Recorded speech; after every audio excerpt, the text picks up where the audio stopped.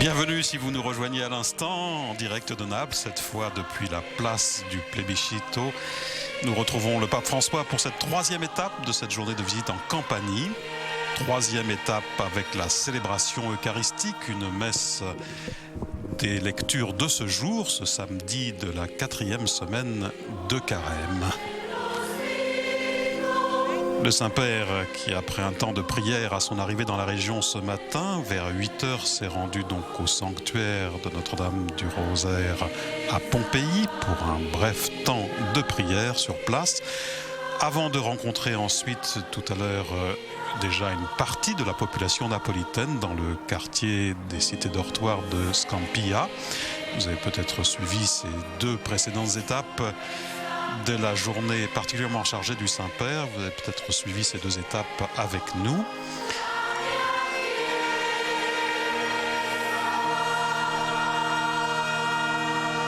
Le pape toujours accompagné du cardinal Christian Giuseppe, archevêque de Naples.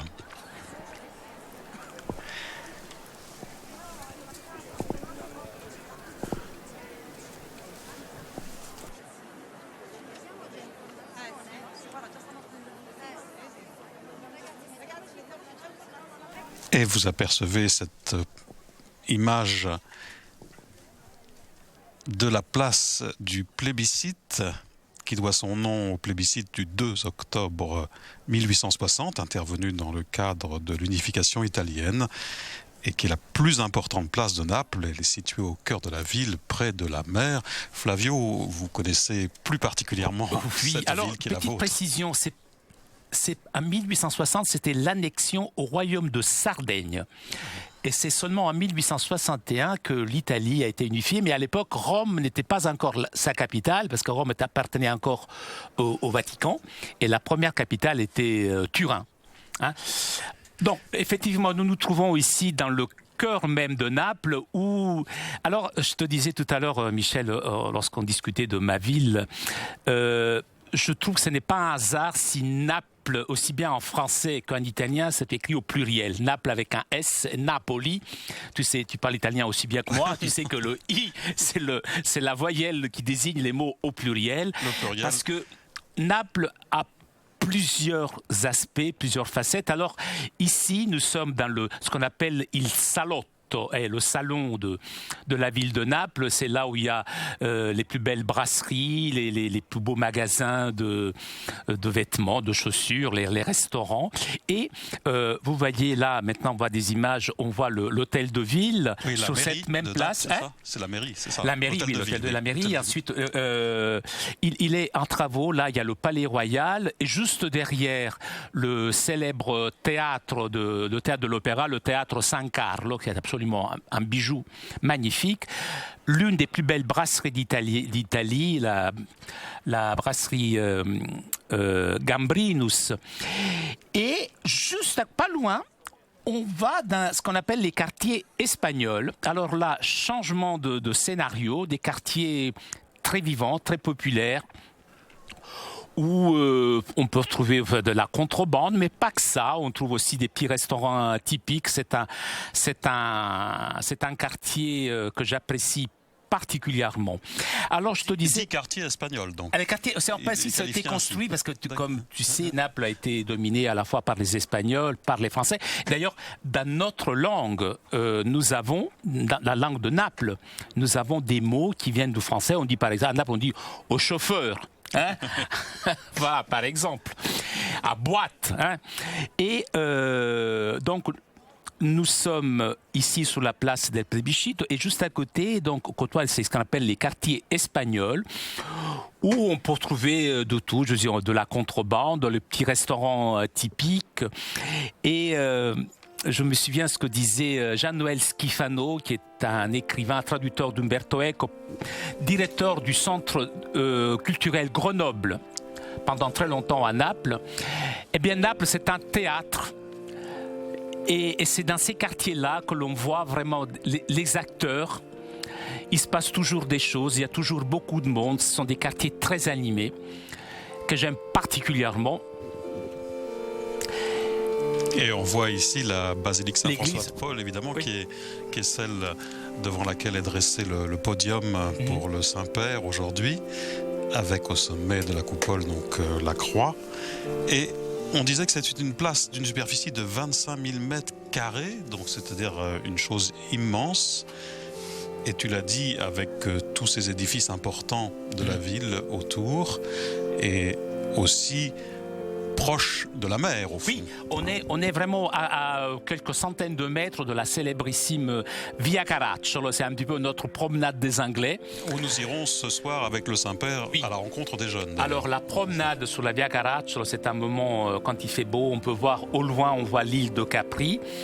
Et on sent l'odeur de la mer. Et c'est dans cette promenade qu'on peut trouver aussi le célèbre Castel dell'Ovo, le château de l'œuf. C'était un bourg de marins et qu'aujourd'hui on peut visiter, et c'est aussi un bon moment à passer. Je veux dire que ma ville, on en parle toujours souvent en négatif, c'est aussi une très belle ville et ça vaut vraiment la peine de passer quelques jours dans ma ville. C'est une très belle ville et les Napolitains sont très accueillants. Et donc, je vous invite vraiment à vous rendre dans ma ville. Vous passerez un merveilleux moment. Merci, Flavio.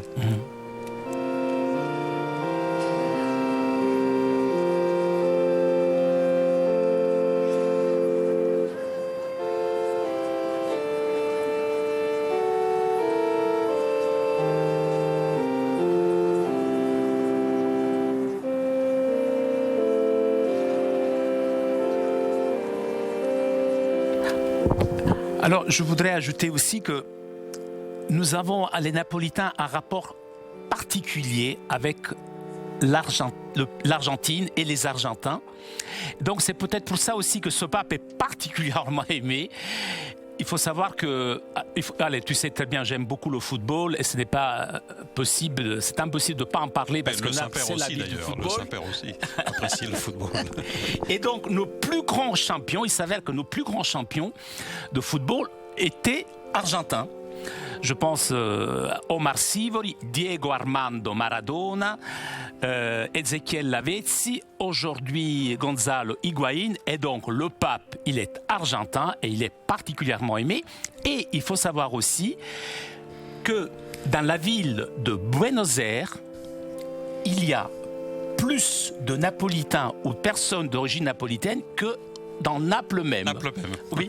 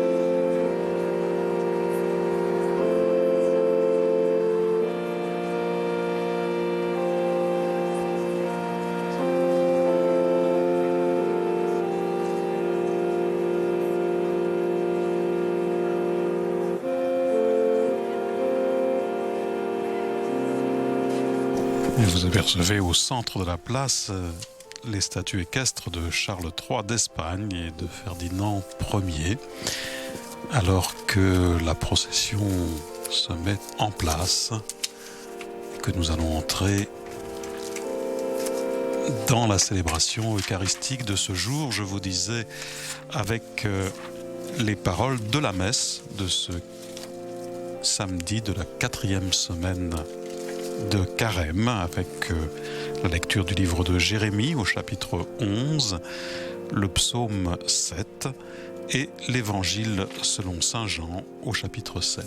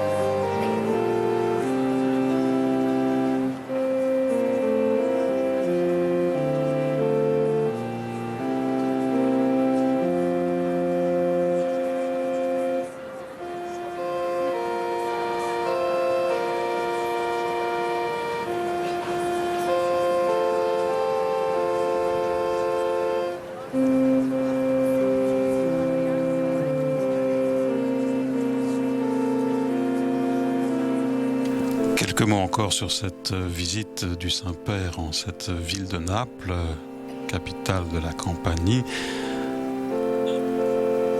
Un prêtre du diocèse de Naples, français, incardiné dans ce diocèse depuis plus de 30 ans, présent ici à Naples, le père François de la Salle, dit regretter amèrement le fatalisme des Napolitains, avec les Napolitains qui aiment beaucoup le pape François, dit-il, attendent un peu toujours le Sauveur. Le père François de la Salle, en Italie donc depuis 1981, connaît bien les Napolitains et il sait combien le pape François, comme ses prédécesseurs, est apprécié par les fidèles de Campanie, cette région sud de l'Italie très imprégnée de dévotion, parfois mêlée de superstition.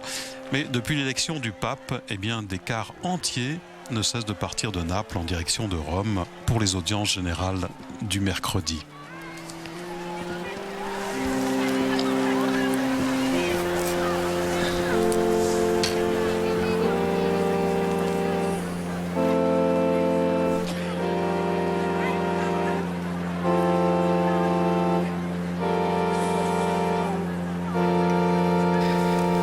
Si les Napolitains, dit le père François de la Salle, si les Napolitains ont tant besoin d'un sauveur, ce n'est pas tant face aux multiples problèmes que rencontre la troisième ville d'Italie, le chômage, la mafia, la corruption, que leur tendance au laisser-aller, explique-t-il, en particulièrement chez les jeunes. Un des problèmes de Naples, dit-il, c'est que l'on est assisté surtout, et si on met le nez dehors, on a peur d'être pris en ligne de mire par des gens qui ne veulent pas, au fond, qu'on se développe de façon autonome. Et ces gens, nous le rappelions tout à l'heure à propos du quartier de Scampia, ces gens sont aussi les mafieux donc du crime organisé, la Camorra. Et dans cette matinée, donc, vous avez pu voir ce quartier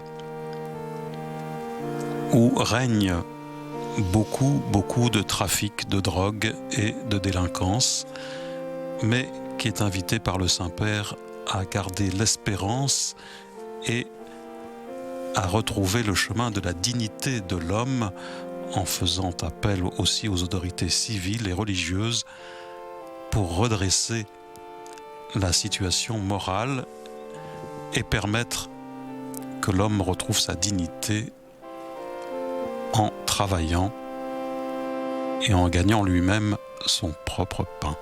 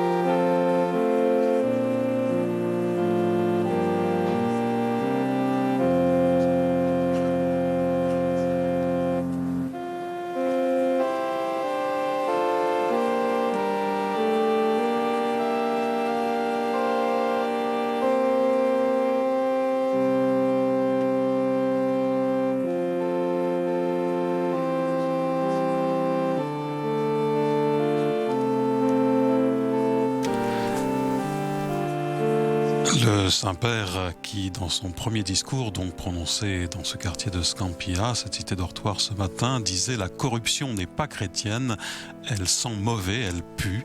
C'est avec ces mots directs et crus donc que le pape François s'est adressé aux jeunes de ce quartier difficile dans le nord de Naples. Tra pochi istanti la processione d'ingresso ci introdurrà nella celebrazione della Santa Messa. Siamo tutti invitati a partecipare con fede e raccoglimento, evitando di innalzare cartelli e di sventolare bandiere. Voilà l'Assemblée qui est invitée à se recueillir pour entrer dans cette célébration eucharistique et à ne pas s'agiter ni brandir banderoles et autres fascicules.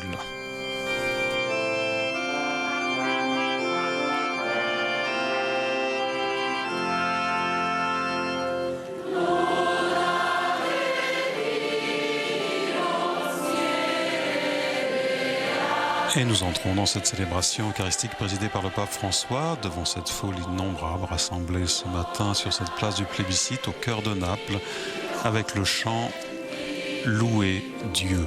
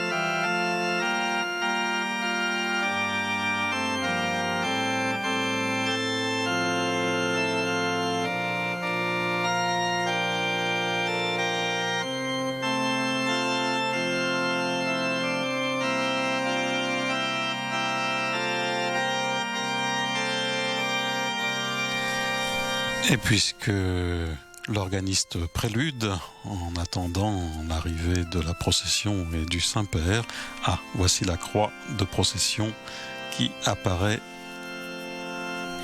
Donc nous entrons dans cette célébration eucharistique.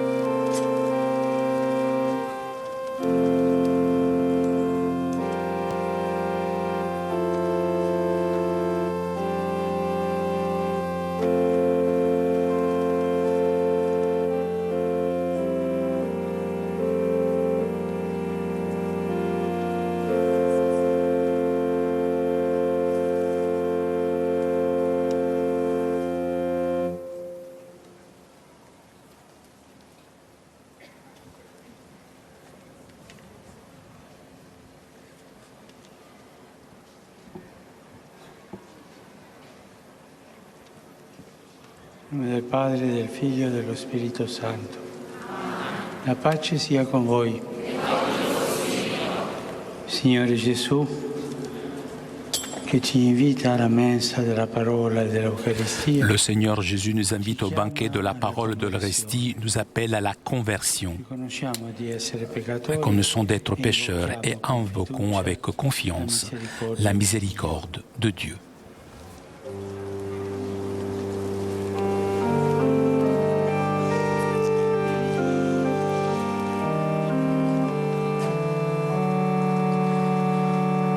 Signore, che fai passare dalla morte alla vita chi ascolta la tua parola, abbi pietà di noi, Signore, pietà.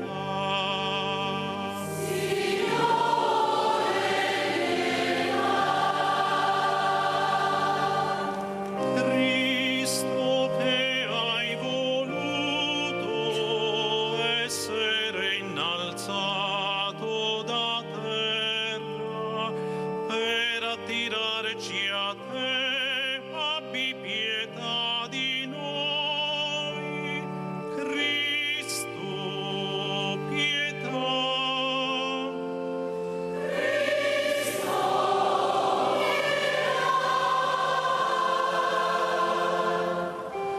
Signore, che ci sottoponi al giudizio della croce per donarci la salvezza, abbi pietà di noi, Signore, pietà.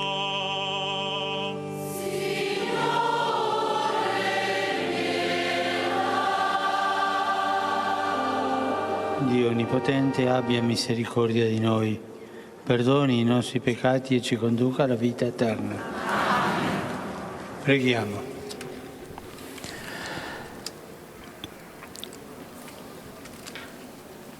Seigneur Tout-Puissant, miséricordieux, attire vers toi nos cœurs, puisque sans toi, nous ne pouvons pas te plaire, toi, bien immense. E vive e regna con te nell'unità dello Spirito Santo per tutti i secoli dei secoli.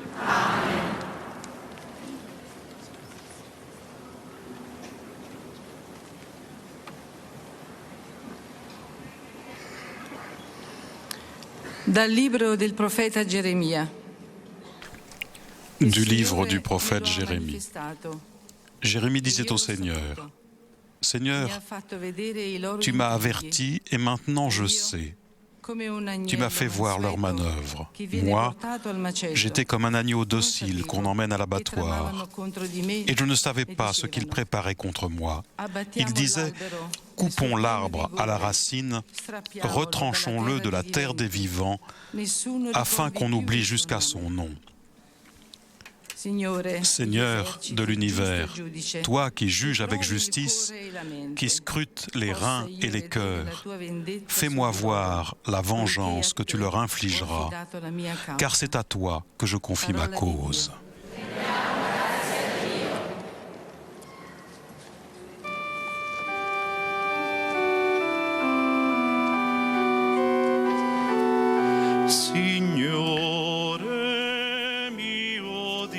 Et on répond avec le psaume 7.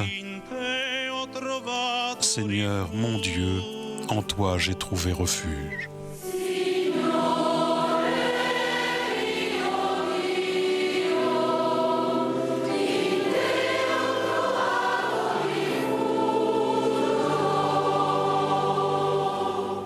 Signore mio Dio, in te ho trovato rifugio. Salvami da chi mi perseguita e liberami, perché non mi sbrani come un leone, dilaniandomi senza che alcuno mi liberi.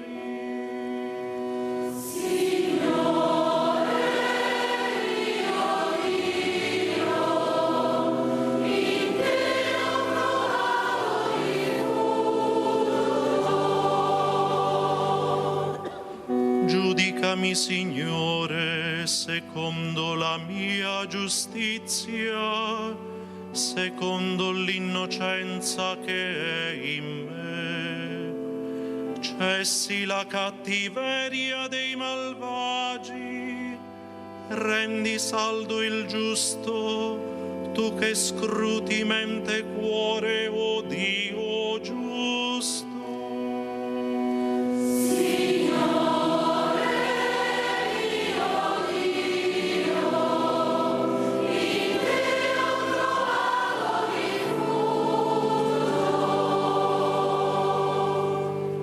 Il mio scudo è in Dio, egli salva i retti di cuore.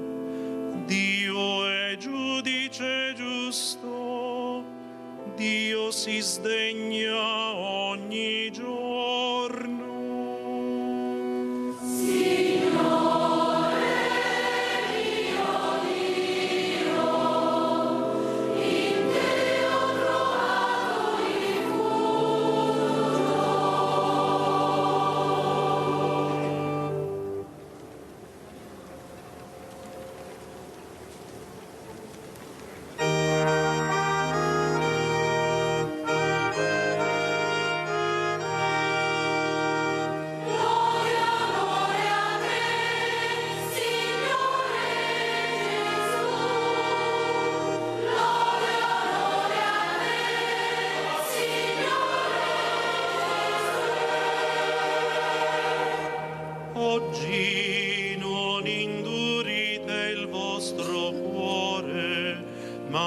ascoltate la voce del Signore.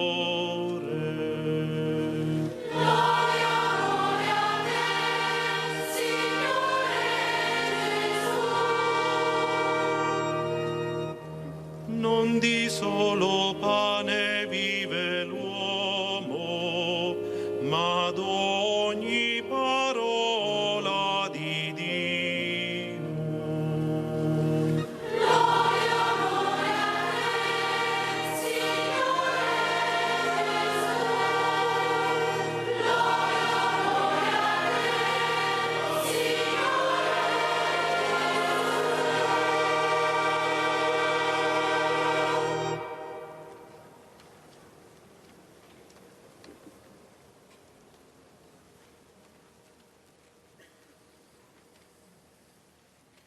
Il Signore sia con voi. E con il tuo spirito. Dal Vangelo secondo Giovanni.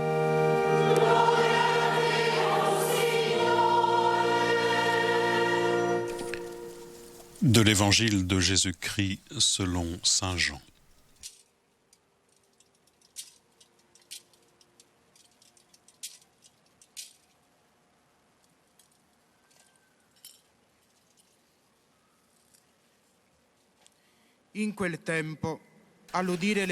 En ce temps-là, Jésus enseignait au temple de Jérusalem. Dans la foule, on avait entendu ces paroles et les uns disaient « C'est vraiment lui le grand prophète ». D'autres disaient « C'est lui le Messie ».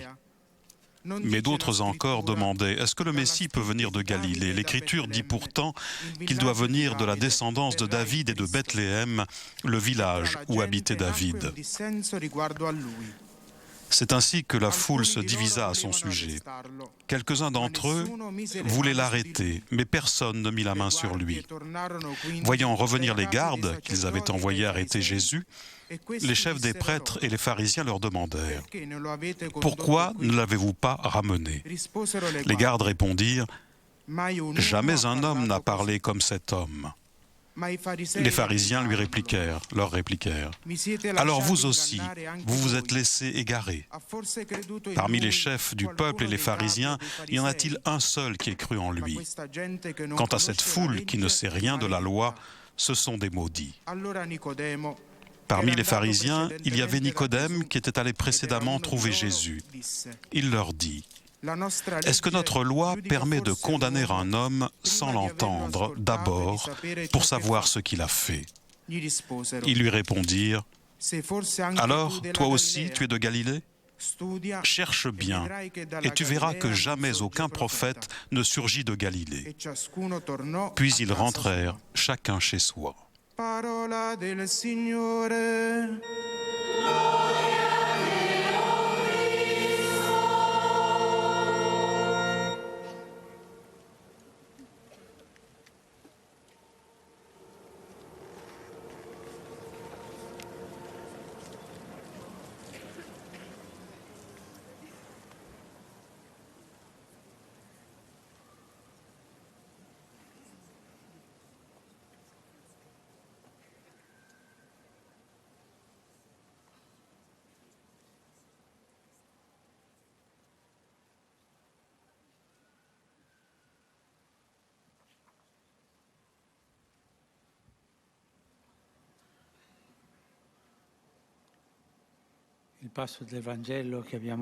Le passage d'évangile que nous avons entendu nous présente une scène qui se tient dans le temple de Jérusalem, au sommet de la fête juive des cabanes. Après que Jésus avait proclamé une grande prophétie, se révélant comme la source de l'eau vive, c'est-à-dire le Saint-Esprit. Alors, les gens impressionnés discutent sur lui. Aujourd'hui aussi, les gens discutent de Jésus, de lui. Certains sont enthousiastes et disent « Il est vraiment le prophète ». D'autres disent carrément « celui est le Christ ». D'autres s'opposent puisqu'ils disent « le Messie ne vient pas de Galilée, mais de la famille de David, de Bethléem ». Et comme ça, sans le savoir, confirment justement l'identité de Jésus. Les chefs des prêtres avaient envoyé des gardes pour l'arrêter, comme l'ont fait dans les dictatures. Mais les gardes retournent les mains vides en disant « Jamais un homme a parlé comme ça ». Voici la voix de la vérité qui résonne chez ces hommes simples. La parole du Seigneur, hier comme aujourd'hui, provoque toujours une division. La parole de Dieu divise toujours. Une division entre ceux qui accueillent la parole de Dieu et ceux qui la refusent. Parfois, un contraste intérieur s'allume aussi dans notre cœur. Cela arrive lorsque nous ressentons le charme, la beauté et la vérité des paroles de Jésus, mais en même temps, nous les repoussons, puisque nous remettent en question. Ils nous provoquent des difficultés et c'est difficile pour nous d'observer tout cela. Aujourd'hui, je suis venu à Naples pour proclamer avec vous Jésus est le Seigneur. Je ne veux pas le dire moi tout simplement, je veux que vous le disiez. Allez-y, maintenant, ensemble. Jésus est le Seigneur. Encore une fois. Jésus est le Seigneur. Personne ne parle comme lui. Seulement, lui a des paroles de miséricorde pouvant guérir les blessures de notre cœur. Il n'y a que lui qui a des paroles de vie éternelle. La parole du Christ est puissante. Il n'a pas la puissance du monde, mais la puissance de Dieu qui est source dans l'humilité et même dans la faiblesse. Sa puissance est la puissance de l'amour. Voilà la puissance de la parole de Dieu. Un amour qui ne connaît pas de frontières. Un amour qui nous fait aimer les autres avant nous-mêmes. La parole de Jésus, le Saint Évangile, nous apprend que les véritables bienheureux sont les pauvres en esprit, les non-violents, les bienveillants, les artisans de paix et de justice. Voici la force qui change le monde. C'est la parole qui donne la force et est capable de changer le monde. Il n'y a pas d'autre chemin pour changer le monde.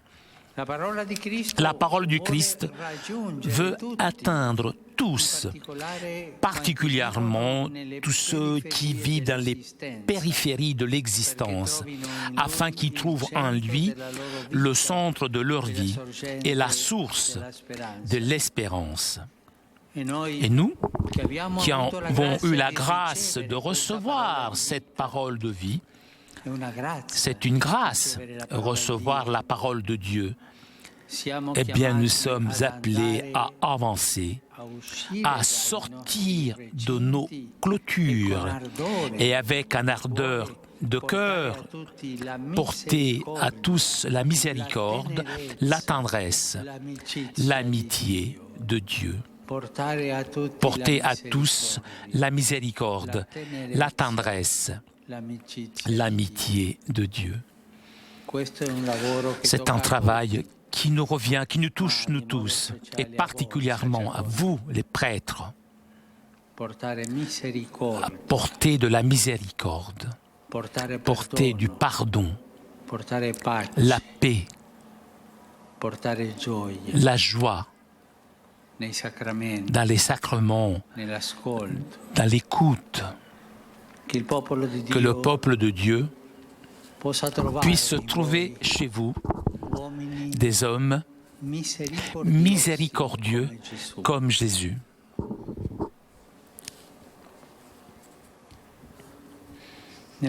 En même temps, chaque paroisse et chaque réalité ecclésiale doit devenir un sanctuaire pour ceux qui cherchent Dieu et des maisons accueillantes pour les pauvres, les personnes âgées et tous ceux qui sont dans le besoin.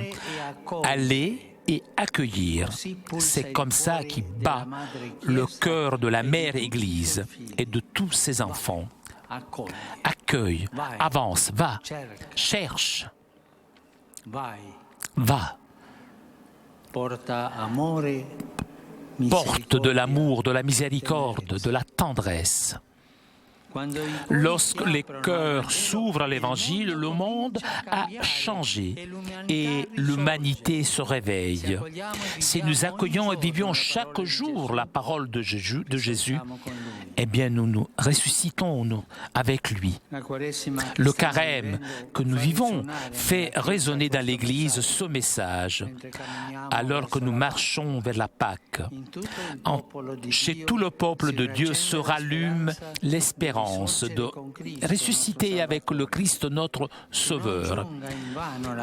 Que la grâce de cette Pâque n'arrive pas en vain pour le peuple de Dieu et de cette ville.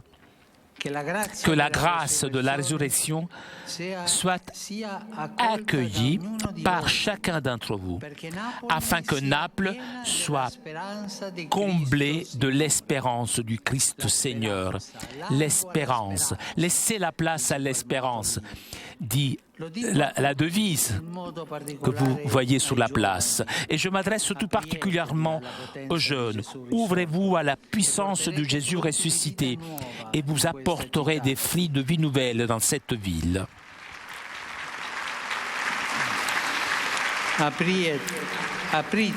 Ouvrez-vous à la puissance de Jésus ressuscité et vous porterez des fruits de vie nouvelle dans cette ville, des fruits de partage, de réconciliation, de service, de fraternité. Laissez-vous envelopper par sa miséricorde. Par la miséricorde, cette miséricorde que seulement Dieu peut nous donner. Chers Napolitains, laissez la place à l'espérance et ne laissez pas vous voler l'espérance.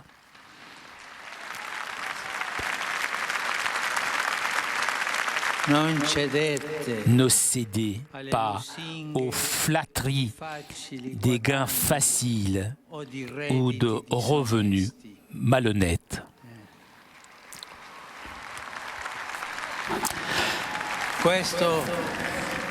Ceci,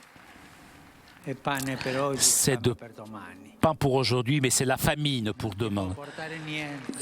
La malhonnêteté ne peut rien t'apporter. Réagissez avec fermeté aux organisations qui exploitent, corrompent les jeunes, qui exploitent et corrompent les pauvres, les faibles. Avec le commerce cynique de la drogue et d'autres crimes, que personne ne vous enlève l'espérance. Ne faites pas que votre jeunesse soit exploitée par ces gens.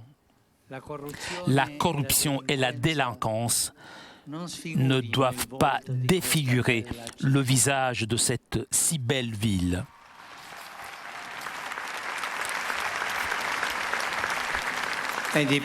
Et en plus, qui ne défigure pas la joie de votre cœur napolitain. Aux criminels et à leurs complices, aujourd'hui, humblement je dis, en tant que frère, je répète, convertissez-vous à l'amour et à la justice. Laissez-vous trouver, saisir par la miséricorde de Dieu. Soyez conscients que Jésus vous cherche pour vous embrasser, pour vous pour vous aimer encore plus, avec la grâce de Dieu qui pardonne tout et pardonne toujours. Il est possible de retrouver une vie honnête.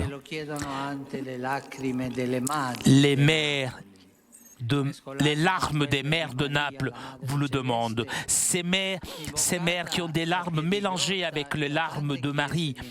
La mère céleste invoquée à Piedigrotta, un quartier de Naples, et dans tant d'églises de Naples. Que ces larmes fassent fondre la dureté des cœurs et qui reconduisent tous sur le chemin du bien.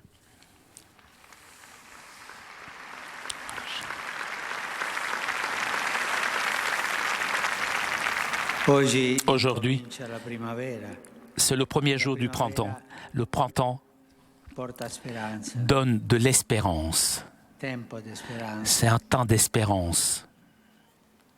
L'aujourd'hui de Naples est le temps du rachat de Naples. Voilà mon vœu et ma prière pour une ville qui a en elle tant de potentialités spirituelles, culturelles et humaines, et surtout tant de capacités d'aimer. Les autorités, les institutions, les différentes réalités sociales, les citoyens, tous ensemble peuvent construire un avenir meilleur. Et l'avenir de Naples, ce n'est pas de se replier, résigner sur elle-même. Non, ce n'est pas l'avenir. Non. Mais l'avenir de Naples est s'ouvrir avec confiance au monde. Laisser la place à l'espérance. Cette ville peut trouver dans la miséricorde de Jésus, qui change, qui rend nouvelle toutes les choses, la force pour avancer avec espérance. La force pour tant d'existences, tant de familles et communautés. Espérer, c'est déjà résister au mal. Espérer, c'est regarder le monde avec le regard et le corps de Dieu. Espérer, c'est parier sur la miséricorde de Dieu. Parier sur la miséricorde de Dieu qui est Père et pardonne toujours et pardonne tout. Dieu, source de notre joie et raison, motif de notre espérance, vit dans nos villes. Dieu vit à Naples. Dieu vit à Naples. Sa grâce et sa bénédiction soutiennent votre chemin dans la foi, dans la charité et dans l'espérance. Que vos propos de bien, que vos projets de rachat moral et social, nous avons, nous tous ensemble, proclamé Jésus comme le Seigneur. Faisons-le à la fin. Encore une fois, Jésus est le Seigneur. 3 fois. Jésus et Camarone va accompagne. Voilà, ça c'est une phrase napolitaine qu'on répète tout le temps, que la Sainte Vierge vous accompagne. Avant, il a fait répéter Jésus quoi Je me souviens plus. Jésus est... Et Jésus est l'espérance.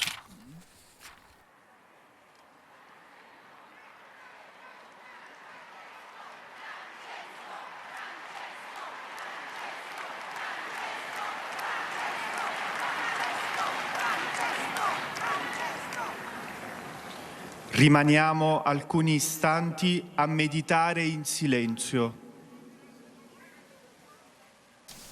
Voilà, l'Assemblée est invitée à se recueillir pour méditer en silence après ces appels du Saint-Père à proclamer Jésus est le Seigneur et que la Madone vous accompagne.